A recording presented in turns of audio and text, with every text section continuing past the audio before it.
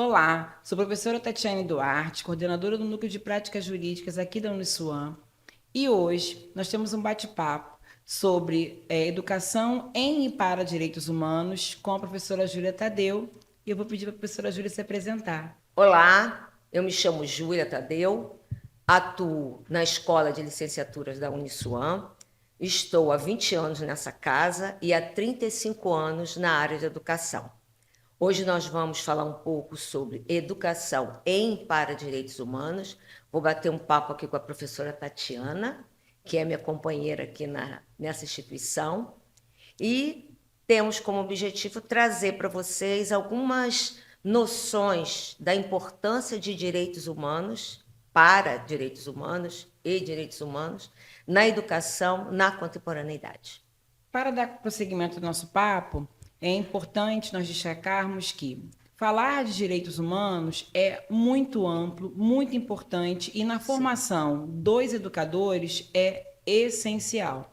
Então, nós dividimos um pouco os tópicos, porque não tem como a gente abordar todos os pontos, mas queremos destacar questões que são importantes tanto para o ENAD como também para concursos públicos.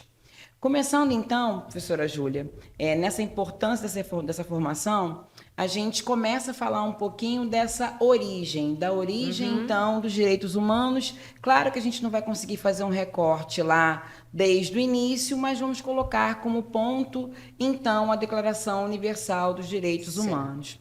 Então, nesse sentido, é importante que o estudante em formação ele saiba que essa declaração é um marco muito, muito importante na proteção do ser humano como sujeito universal. E essa declaração, ela vem como uma resposta na Segunda Guerra Mundial, né, após as atrocidades que foram feitas naquele momento em nome de uma hegemonia, então, branca, perfeita, né, ariana, e na realidade, essa declaração, ela vem trazendo questões de direitos que são caros aos seres humanos, são importantes, são referenciais para que a gente tenha, então, né, normas que sejam justas, que sejam solidárias, que sejam protetoras dessa dignidade. Esse diploma, ele vai tratar basicamente, né, o desdobramento das suas normas, né, dos seus artigos, melhor dizendo, dizem respeito à vida, Sim. dizem respeito à igualdade e dizem respeito à liberdade. Então, ao longo dos seus artigos, nós vamos observar que esta proteção, ela vai acontecer de forma efetiva. Só que não basta só a declaração, Sim, né, professora Júlia? É com certeza. importante que a gente tenha também para dentro do Estado uma promoção desses direitos humanos. Sim. E aí eu gostaria muito que a professora falasse um pouco sobre como isso se reveste, né, se vai se reverter no Estado brasileiro, principalmente nesse recorte mais recente, nessa preocupação de uma educação Certo. em e para direitos humanos. Certo. Conforme a professora Tatiana colocou, a Declaração de Direitos Humanos, ela é um documento universal e ela tem como objetivo esse resgate, é trazer de volta essa noção do direito do humano simplesmente por ser humano, uma vez que esses direitos eles foram desgastados, foram rasgados por conta desses aspectos colocados pela professora Tatiana. E aí, o que, que acontece? A ONU, em 1994, ela elabora um documento trazendo esses direitos humanos para a educação. No caso, a escola foi convidada a divulgar, a trabalhar, a ensinar esses direitos humanos. Nada melhor do que você formar o sujeito, formar o educando, tendo como base os direitos humanos. E assim, em 94, o MEC criou o Programa Nacional e Educacional dos Direitos da Educação para os Direitos Humanos, desculpa. E a partir desse programa foi criado em 2003, começou-se a discussão do Plano Nacional em e para Direitos Humanos. Esse plano, ele ocorreram uma série de discussões, uma série de debates, tiveram muitos movimentos sociais, a sociedade foi convidada a participar desse Como diálogo. deve ser, né? E como, exatamente. Uma vez que a gente vive num país democrático, a nossa Constituição ela traz essa característica, ela traz essa base. Então, a sociedade precisava estar junto com a gente nessa discussão. E, finalmente, em 2006, foi sancionado o Plano Nacional de Educação e Direitos Humanos. Bom, o plano está pronto. Agora ele precisa entrar dentro das escolas. Sim. E aí, como foi feito esse trabalho? Como é que a gente vai pensar nessa educação em direitos humanos? É relevante apontar que foi tratado, quando nós pensamos em estruturar a educação para direitos humanos, nós pensamos em todas as etapas da educação básica. Desde a educação isso é um infantil, ponto muito relevante, né? Sim, sim, desde a educação infantil ao ensino médio. Então, a gente começa lá na ponta, apresentando ao aluno o que é essa educação em direitos humanos. E uma questão que nós tivemos a necessidade de trabalhar, porque esse formador, o professor, ele precisou ser capacitado, ele precisou ser preparado para desenvolver essa educação em direitos humanos. Como assim? Houve a necessidade de elaborar diretrizes curriculares, que em 2012, se eu não me engano, o Conselho Nacional de Educação, ele, na Resolução 1 de 2012, é isso mesmo, foi assinada essa resolução que trazia todas as diretrizes de como deveria ser os currículos, trabalhando, tendo como base a educação em direitos humanos. E uma outra questão importante é que não se preocupou em ensinar conceitos. O que é fraternidade, o que é solidariedade? Não foi isso que aconteceu, foi além. Na realidade, essa educação, essa proposta educativa, essa proposta pedagógica, ela ocorreu de uma forma transversalizada. Então, os conteúdos programáticos que continha nos anos da educação básica, ela precisou ser trabalhada de forma transversalizada. Como é que eu vou dar um exemplo, por exemplo? Como que eu vou trabalhar a área de ciências com direitos humanos? Mas isso não é possível. Não. Quando eu trato da água, da preservação, que ela não é só minha, é do outro, é de todos, é da humanidade, então todas essas questões você já começa a dar esse teor desse direcionamento. Tem um ponto aí que eu acho bem interessante do que você está falando, porque você fala dessa importância de não se prender somente a conceitos. Sim. A gente sabe que conceituar, trazer esses mapas conceituais são importantes, mas quando nós falamos em direitos humanos, nós estamos falando de direitos que são muito caros até para a nossa existência. Então, são os direitos que estão aí o tempo todo, se a gente tem direito à saúde, à educação, se a gente vota, se somos vacinados, se temos esse exercício da liberdade, de exercer, então, a liberdade de pensamento, religiosa. Então, são direitos que estão, né, na agenda do dia de toda a sociedade que prima ser justa, solidária, livre. Então, é interessante isso, esse destaque em que esse plano ele se preocupa, né, desde aquela formação inicial, como isso vai ser foco de educação continuada até mesmo, né, após então o ciclo fundamental, o médio. E aí eu penso o seguinte, professora, como na realidade isso pode acontecer, né? E aí para a gente destacar, a gente vive um momento delicado de rompimento de referências importantes, né? Um momento a gente tem muita fake news, muitas informações que são informações de caráter duvidoso, e isso, por vezes, respinga quando nós falamos da importância dos direitos humanos. E aí, como a professora enxerga esse material farto, né, sendo trazido, por exemplo, num questionamento de formação específica para esse estudante, então, de licenciatura? Então, o aluno, no caso, né, o professor em formação, ele precisa entender que ele é um multiplicador. A educação em e para direitos humanos, ela tem duas vertentes aí. Então, é uma educação pautada nos direitos humanos e uma educação para o desenvolvimento da cultura de paz. Essa é a questão. Então, o educador, quando ele está à frente do educando, o professor está à frente do seu aluno, ele precisa desenvolver uma proposta educativa em que o aluno vai entender que ele se constitui um sujeito social a partir do outro, que ele não se constitui sozinho. Então, ele não pode se considerar um sujeito se ele não tem a referência do outro. E aí é uma questão que nós precisamos estar atento à educação, na educação, sobretudo com esses pilares da educação em direitos humanos, porque não é você conhecer, mas você reconhecer.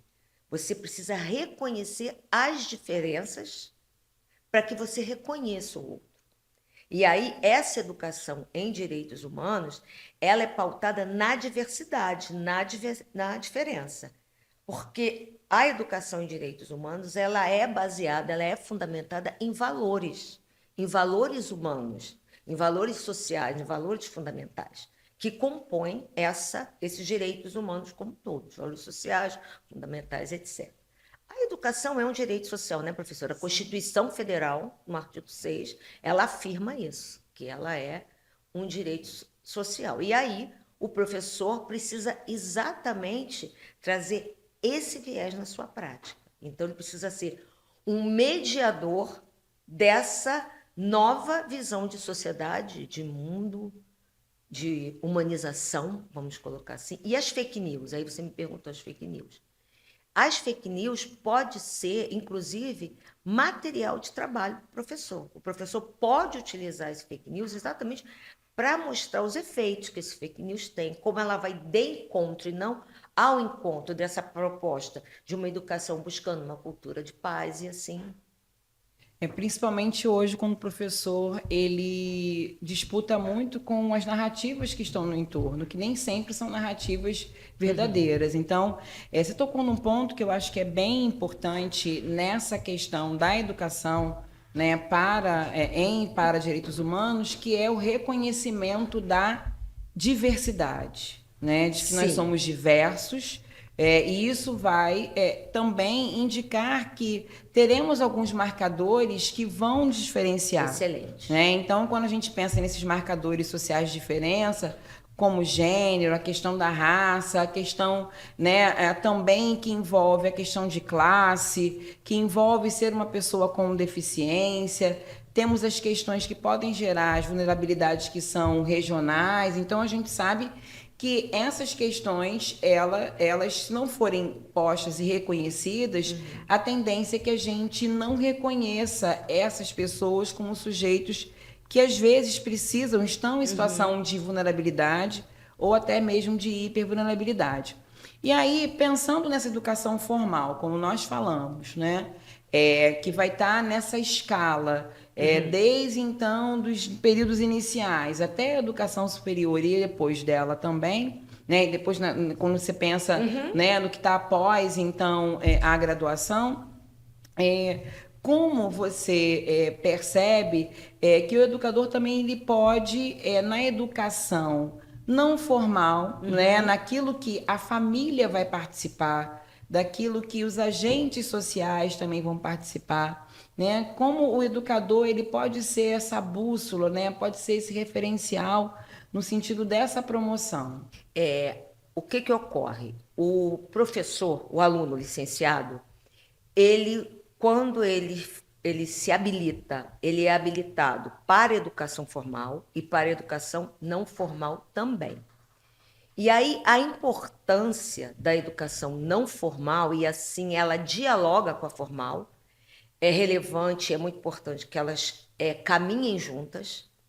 Na educação não formal, você pode trazer à tona, você pode valorizar a questão dos marcadores sociais.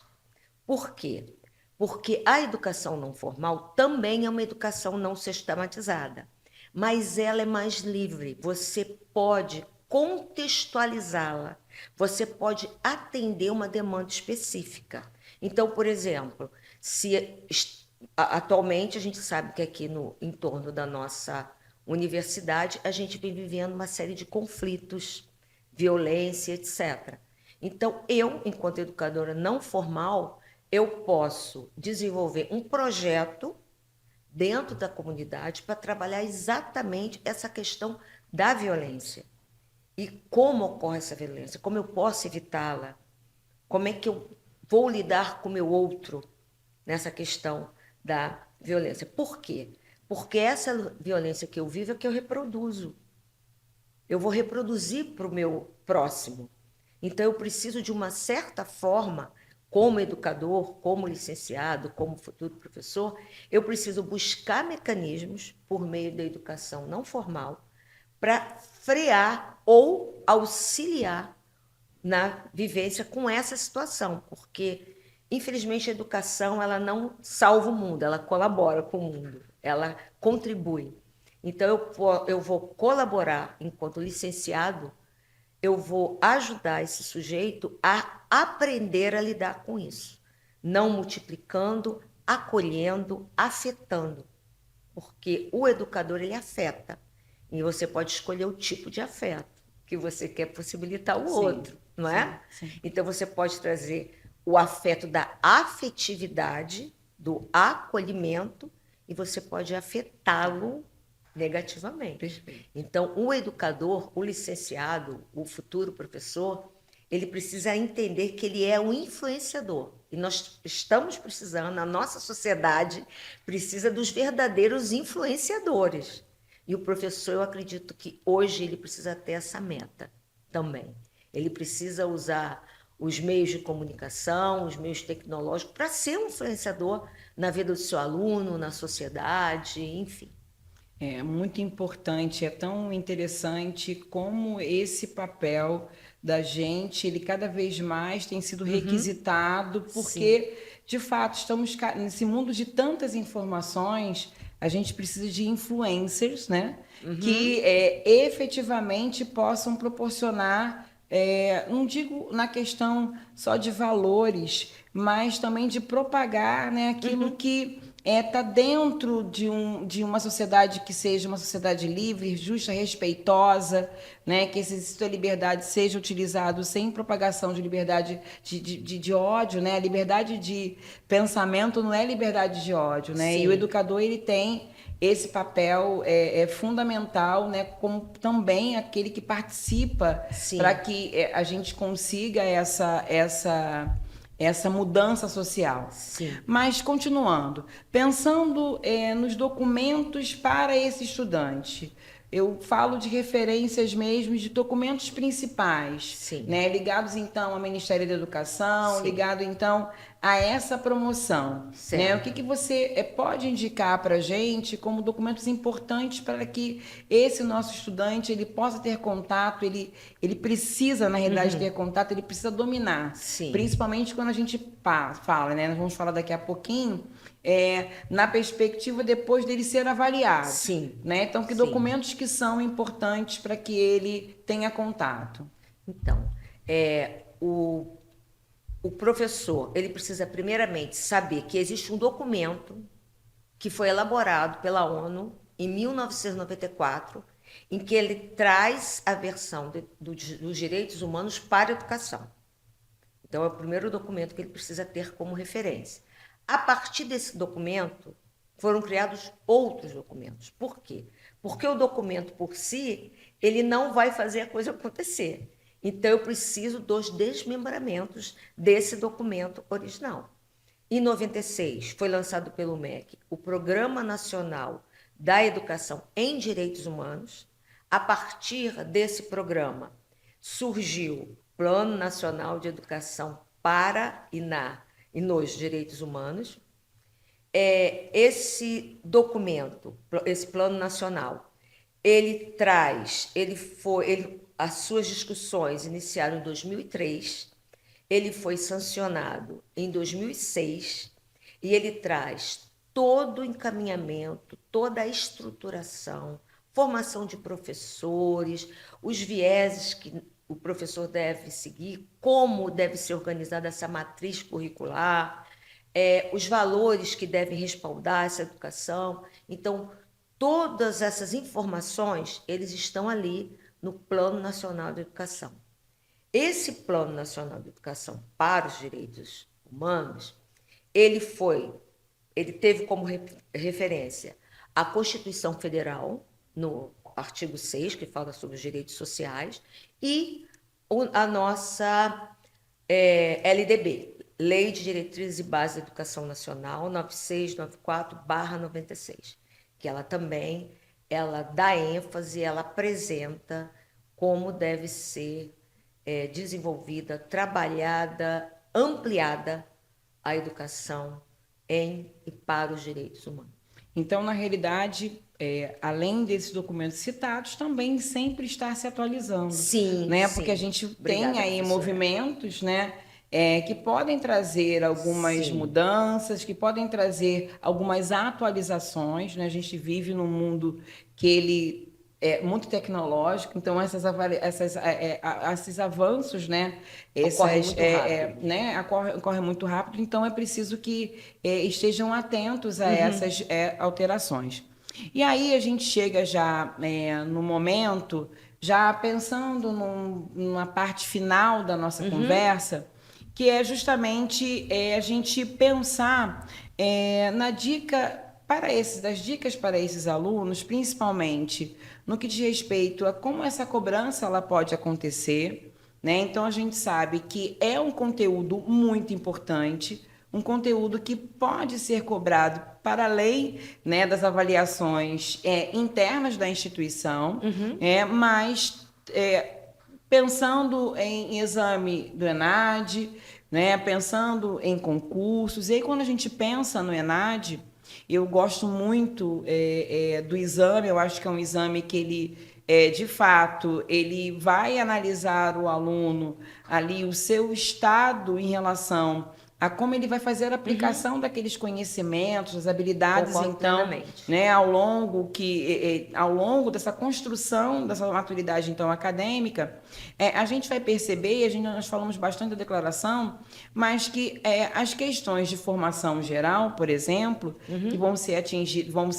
realizadas por todos os estudantes, independente da área, né, dentro da própria licenciatura, que sempre abordam questões de direitos humanos. É impressionante isso. Sim. Sempre abordam questões que falam sobre dignidade da pessoa humana, sobre esse respeito, sobre valores sociais importantes, sobre liberdade, solidariedade, tolerância, da não discriminação, né, de qualquer tipo.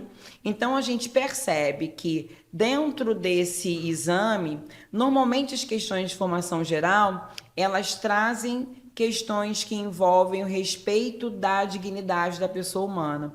Então, esse é um ponto muito importante para que nossos alunos eles se remetam, né? A professora falou muito da Constituição aqui, e a própria Constituição Federal, ela vem logo no seu artigo 1º e vai falar que é fundamento da República esse respeito. Sim. E essa dignidade da pessoa humana, ela é considerada como uma cláusula de proteção integral ao ser humano. Então, isso está muito vinculado, né, já esse desdobramento no plano interno desse respeito, então, né, ao indivíduo como ser humano. Então, é muito importante que na leitura dos textos do ENAD são textos que normalmente, né, que trazem a instrução, que servem ali como balizador, são textos, por vezes, grandes, mas que trazem contexto atual de jornal, notícias que foram vinculadas, que o aluno perceba essa nuance de proteção. E, na dúvida, não deixe de vincular as questões que envolvem os direitos humanos. Inclusive, é fator de desconsideração, de zerar, se o aluno incluir qualquer texto que seja tentatório de direitos humanos. Simplesmente essa questão ela é zerada na correção. Isso é importante. Né? Então, isso é muito importante. Não é uma questão, e aí eu só para terminar, eu vou passar para você falar um pouquinho dessa visão do concurso. Isso é tão importante porque, assim, Ah, eu não gosto de direitos humanos. Ah, eu acho que os direitos humanos são para os manos ou para os presos. Gente, isso não existe, né? Se você tá aí, tá estudando, é porque é um direito humano, né? Se você tem liberdade de ir e vir, se você tem liberdade de pensamento, tem liberdade de proferir a sua fé, se você tem liberdade de ser quem você é, de ter a orientação sexual que queira, né? É porque você, né, tem esse direito humano respaldado. Então, Sim. o educador, ele não pode cair na esparrela, né, do que se fala sem fundamento. Sim. Então, é essencial, e isso é tão importante que no exame, qualquer aluno que fale qualquer questão que seja atentatória, aquela questão ela vai ser desconsiderada. É muito boa a sua fala, professora. É uma questão relevante que nossos alunos precisam estar atentos, não só no ENAD, mas no concurso público também. E antes de continuar falando um pouco sobre o concurso, é muito importante nós enfatizarmos que os direitos humanos ela precisa ser uma concepção de vida, porque os direitos humanos são os direitos à vida humana. Então você tem esse direito simplesmente porque você é humano. E por humano que você tem o direito de ter os seus direitos respeitados e garantidos pela Constituição, pela sociedade, por todos nós. Porque a sociedade é feita por homens. E nós, enquanto homens que participamos dessa sociedade, nós temos que respeitar o direito do outro. E aí, só voltando um pouquinho à educação, porque é um aspecto importante que nós, educadores, vivemos no dia a dia, a questão do bullying. O bullying é uma questão muito séria que a gente vive dentro da escola. E o bullying, ele nasce, ele cresce, ele germina por conta de eu não respeitar o direito do outro. Por eu não respeitar a diferença, a diversidade. E nós precisamos nos preparar para vivenciar isso. Durante muito tempo, essas questões foram colocadas debaixo da mesa. Hoje, não mais. Não há. Um grande desafio. É um grande desafio porque... mas é só uma brincadeira de criança. Não. Às vezes tem desmembramentos seríssimos. Então, a educação de direitos humanos ela vai para além da legislação, ela vai para além dos muros da escola. Então, ela vai para além da vida. Então, ela precisa ser entendida, trabalhada, estudada e vivenciada. E aí, quando nós falamos nos concursos, para o magistério, sobretudo, é feita essa relação de uma situação de bullying. O que ela tem a ver? Como a educação em direitos humanos ela pode ser uma ferramenta no combate ao bullying. Então, essas questões, elas podem vir, essas reflexões, elas podem ocorrer nos nossos concursos do magistério. A aplicação, né? A aplicação, porque não basta eu conhecer, eu tenho que conhecer, reconhecer e saber usar. Eu fico imaginando que você aí deve estar com um pensamento assim, como essa discussão acaba. Enfim, ela não acaba. Ela não acaba. Não Ela dá não vontade acaba. de acabar, né? Ela não acaba. E a ideia da gente é que essa nossa conversa, esse nosso bate-papo, ele permaneça. Que o nosso bate-papo, ele continue.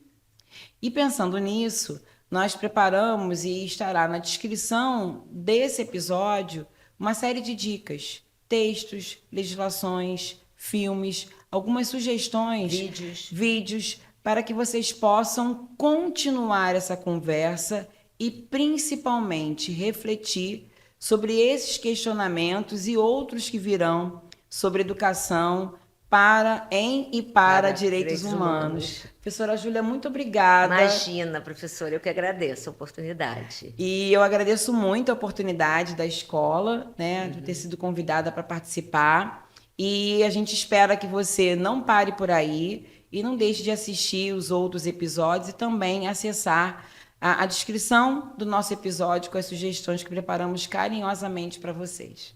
Tchau, tchau. Isso. Tchau, tchau.